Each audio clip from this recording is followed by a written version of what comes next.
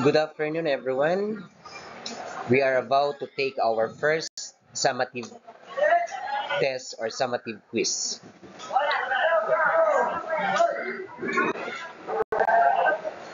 Directions: study the following graphs, then answer the following question. Write the letter of the correct answer.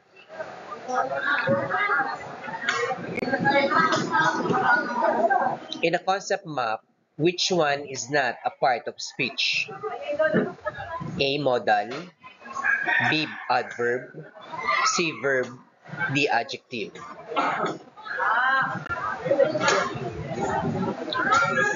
The map shows that blank. A. Europe is part of Asia. B. Antarctica is the largest continent. C. North and South America are considered as one continent. Or D. Australia is the smallest continent.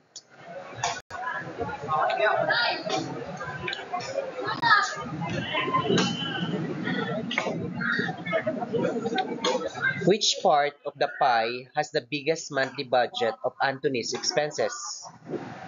A. House rental. B. Food. C. Electric bill. D. Education.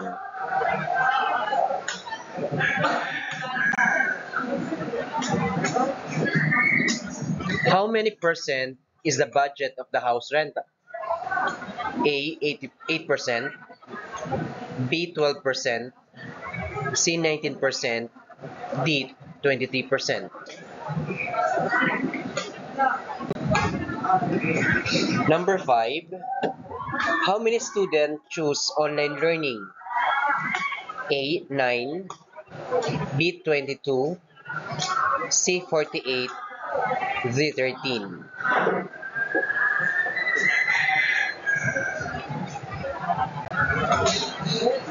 For test 2, read and answer the following questions.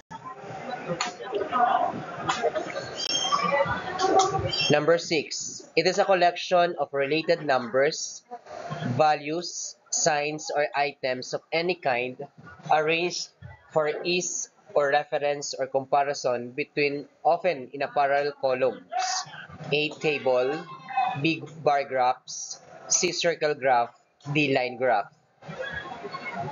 Again, for number 6, it is a collection of related numbers, values, sign, or items of any kind arranged for ease or reference or comparison, often in a parallel columns. A. Table. B. Circle graph. C. Bar graph. D. Line graph.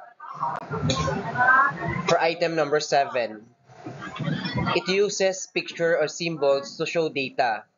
One picture often stand for more than one vote. A key is important to understand the symbol. A. Table. B. Pictograph. C. Bar graph. D. Line graph. It uses picture or symbols to show data. One picture often stands for more than one vote. A key is important to understand the symbol. A. Table. B. Pictograph. C. Bar graph. D. Line graph.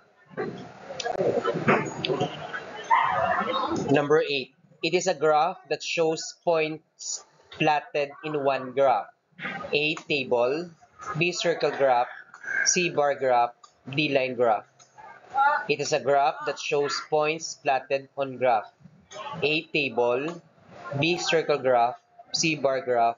D. Line graph. For number 9. It is divided into fractions that look like piece of a pie. It is also called a pie graph. A. Pie graph. B. Circle graph. C. Bar graph. D. Line graph. Number 10.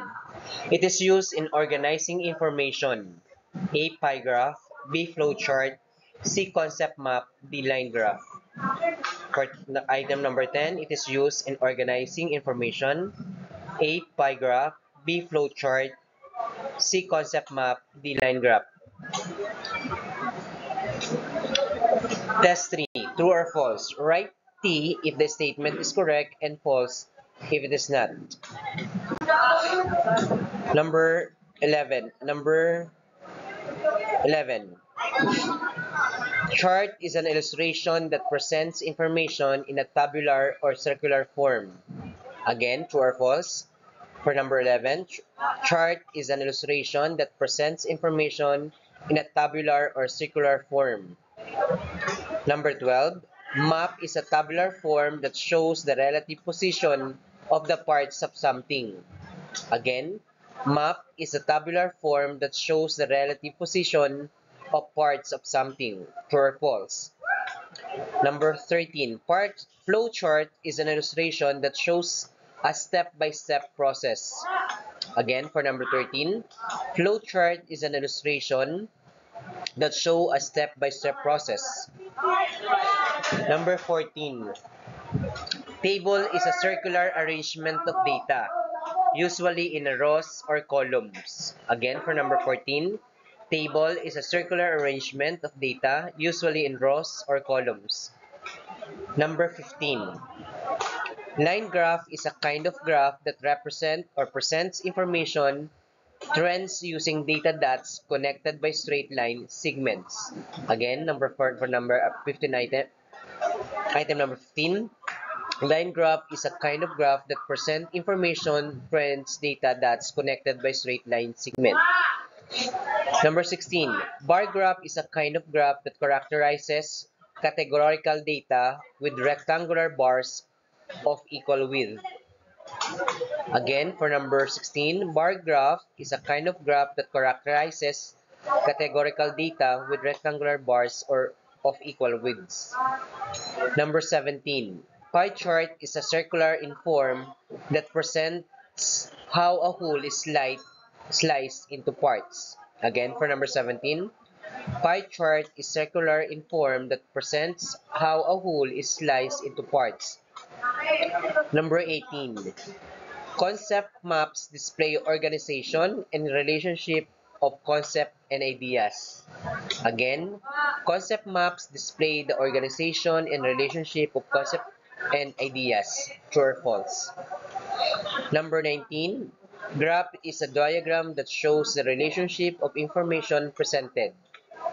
Graph is a diagram that shows the relationship of information presented. And last number 20, infographic is a combination of visual images and text presentation of specific information. Again, infographics is a combination of visual images and text presented of specific information.